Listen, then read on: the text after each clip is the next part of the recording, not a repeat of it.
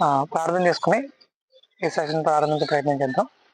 పరిశుద్ధులైన తండ్రి, ఈ విధంగా మరొకసారి మీ సన్నిధిలో కనబడడానికి మాకు అనుకరించినందుకు నేను అవకాశం బట్టి మరింత కృతజ్ఞతలు తెలుపుతున్నాను తండ్రి. ప్రభా, మీ యొక్క వాక్యాన్ని ధ్యానించాలని ఆశపడుతుంటాను ఆయన. మీ పరిశుద్ధాత్మ సాయం మాకు అందించి పెట్టుకుంటున్నాను ప్రభా. మీ పరిశుద్ధాత్మ సాయం లేకుండా మీ వాక్యాన్ని ఆలోచించలేము, అర్థం చేసుకోలేము.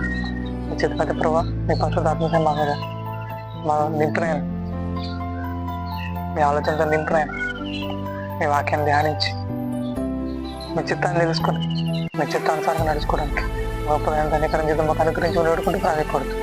త్వరలో రానాయన మా ప్రభు రక్షకుడు నేను క్రీస్తు శాస్త్రం పవిత్రమైన నామలో ఈ ప్రార్థన మనవుడు అడుగుకున్న పర్లోకి తండ్రి, ఆమె. ప్రియమైన వాళ్ళరా, ఈ విధంగా మరొకసారి దేవునికి చిత్తాన్ని తెలుసుకోవడానికి కానీ దేవుడు అనుగ్రహించిన అద్భుతమైన అవకాశం బట్టి దేవుని నామం కలిగినాక ఆమె.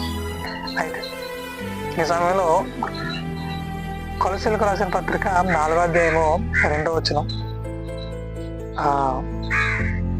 ప్రార్థన యందు నిలకడగా ఉండి కృతజ్ఞత గలవారై దాని యందు మెలకువగా ఉండడు. మరియు నేను బంధకములలో ఉంచబడటకు కారణమైన క్రీస్తు మర్మమును గురించి నేను బోధింపవలసిన విధముగానే ఈ మర్మమును వెల్లడిపరిచినట్లు వాక్యం చెప్పుటకు అనుకూలమైన సమయము దేవుడు దయచేయాలని మా కొరకు ప్రార్థించుడి అంట. ప్రార్థన ఏందో నిలకడగా ఉండాలట. ఈ రోజున క్రైస్తవులు చూసుకుంటే ప్రేమ దేవుల వల్ల ప్రార్థన అనేది కరువైపోతుంది. నిలకడగా ఉండడం కాదు, ప్రార్థనే ఉండట్లేదు. అంటే ఎందుకు ఉండట్లేదు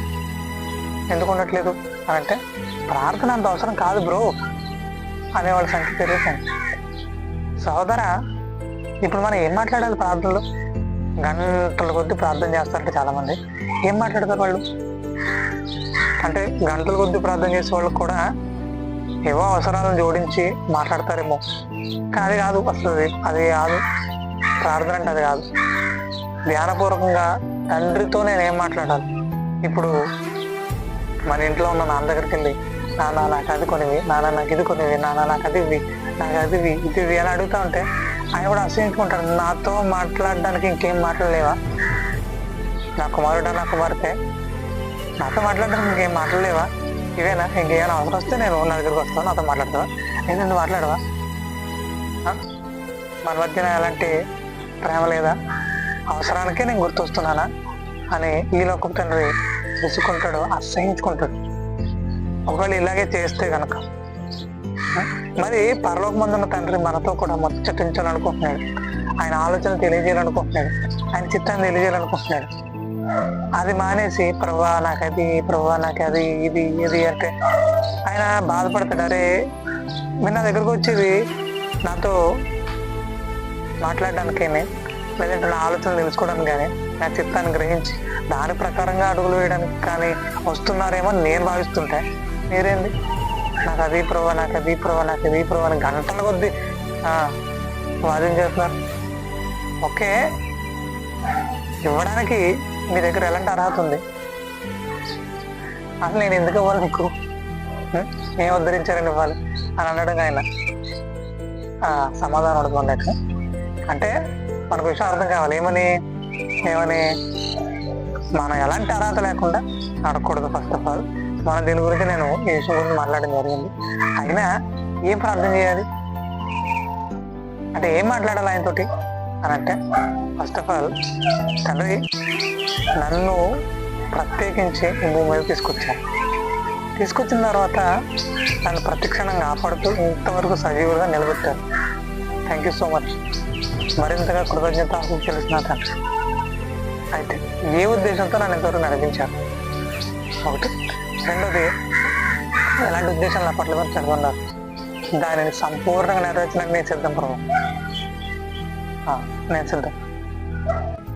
అయితే నాకు అర్థమవుతున్న సత్యం, నేను వింటున్న సత్యం, అనేక హృదయాల సత్యం నింపాలి, సత్యాన్ని నింపాలి. అలా నింపే విధంగానే ఉన్నానా? నా ఆలోచనలో నా అడుగులు ఎక్కడైనా దారి తప్పుతున్నాయా?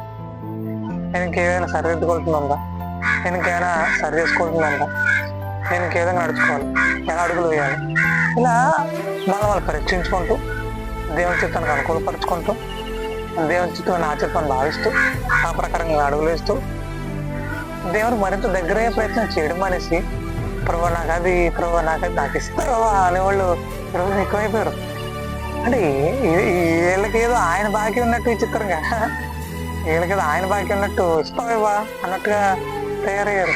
ప్రభా అది ఇది ఎస్ నామములో అనేవాళ్ళు ఎక్కువైపోయారు. అంటే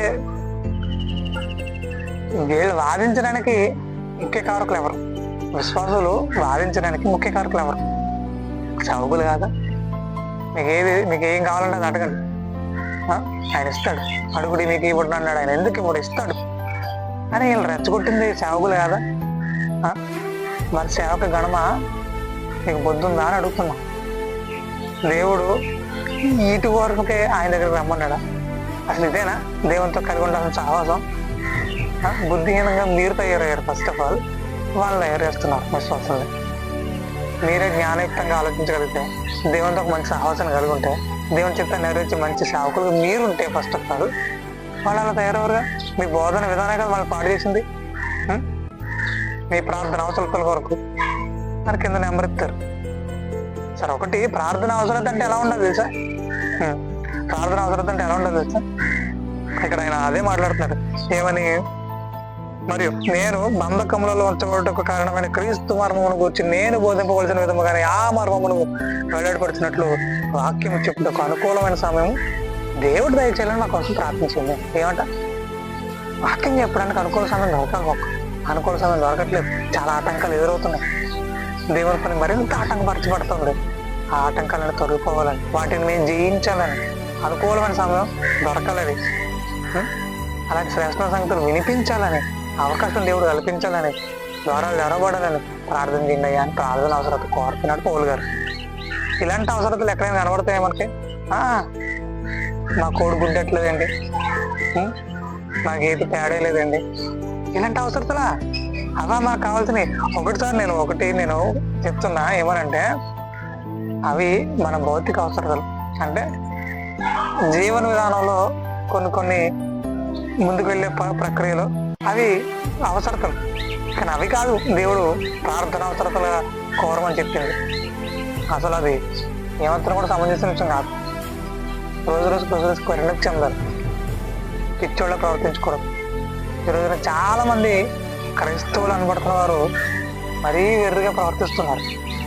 వాళ్ళ ప్రార్థన అవసరతలు ఒకసారి ఆ లిస్ట్ ఒకసారి చూడగలిగితే, మా పిల్లలకి పెళ్ళి అవ్వలేదని, పిల్లలు పుట్టలేదని, ఇంకోటి ఏదో రాలేదని, నా ప్రభు పని జరిగించాలనుకుంటున్నాను, నాకు ఎన్నో ఆటంకాలు ఎదురవుతున్నాయి, నా కోసం ప్రార్థన చేయండి వాళ్ళ సంఖ్య ఎంత ఉంది? అలాంటి ప్రార్థన అవసరతలు ఎక్కడ వినబడుతున్నాయి? అలాంటి ప్రేయర్ రిక్వెస్ట్లు ఎక్కడ కనబడుతున్నాయి? పౌలు గారు కోరుతున్నాడు వాక్యం చెప్పడానికి అనుకూల సమయం దేవుడు దయచేయాలని ప్రార్థన చేయండి అంటున్నాడు. వాక్యం ప్రవేశ ద్వారం తెరవాలని, అంటే ఈ ద్వారా తెరవబడాలి. అది వాక్యం చెప్పడానికి కూడా ఆయన ద్వారాలు తెరవాలి. ఖచ్చితంగా ఆయన ద్వారాలు తెరవాలి. మనం రోజు పరిణతి చెందాలి. ఎప్పుడు చూసినా నాకు దాని గురించి ప్రార్థన చేయండి, దీని గురించి ప్రార్థన చేయండి. ఇప్పుడు ఈరోజు చాలా మంది ఎలా తయారయ్యారంటే, అంటే వాళ్ళ ఆలోచన విధానం ఏ స్థాయిలో ఉందనేది చెప్తున్నా. అంటే వాళ్ళు ఇంకా పరిణతి చెందాలి. ఏమని? బ్రదర్ గారు నా ఆత్మీయ అభివృద్ధి కోసం ప్రార్థన చేయండి. మీ ఆత్మీయ అభివృద్ధి కోసం ఎవరు ప్రార్థన చేయాలి? మీరు అభివృద్ధి ఎవరు? ముందు మీరు ప్రారంభించాలి. ఏమని? ఎలా? ప్రతిరోజు వాక్యం చదవాలి, వాక్యంలో నిమగ్నం అవ్వాలి, ధ్యానించాలి, ప్రార్థన చేయాలి,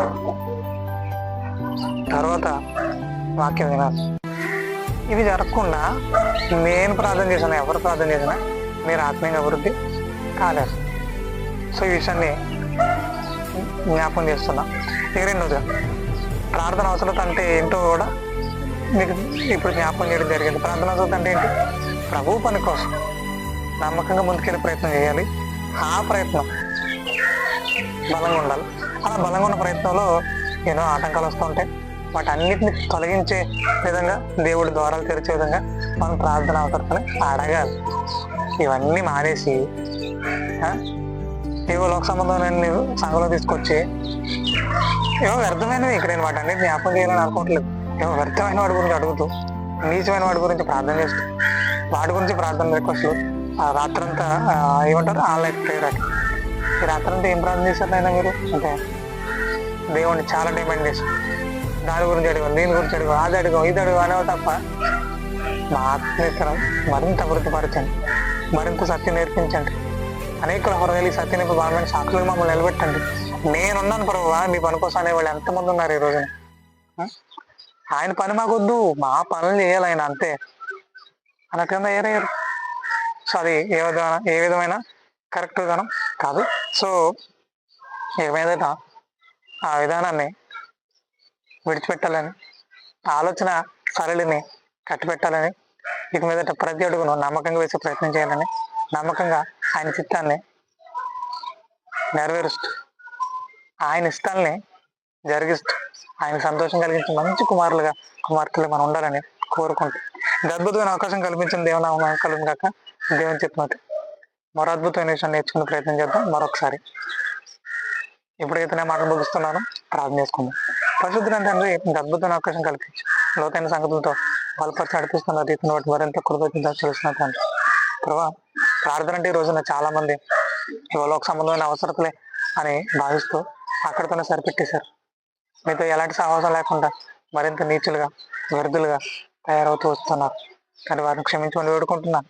ఇక మీదట వారు ఆ విధంగా కాకుండా మరింత పరిణతి చెందుతూ అనేకులకు ఆశీర్వాదకరంగా దీవెనకరంగా సత్య సంబంధం ఆలోచనతో నింపబడుతూ అనేకుల హృదయాలు నీకు బలమైన సాక్షులుగా వారు ఉండడానికి మీ కృపలో మరింత బలపరచబడడానికి గొప్పదైన పరిశుద్ధాత్మ అందించి వేడుకుంటూ ప్రాసపడుతూ మీ సహాయాన్ని అందిస్తూ త్వరలో రానైనా ప్రభు రక్షకుడునైనా క్రీస్తు శాశ్వతమైన పవిత్రమైన నామములో ఈ ప్రార్థన మనం వేడుకున్న పరలోకపు తండ్రి.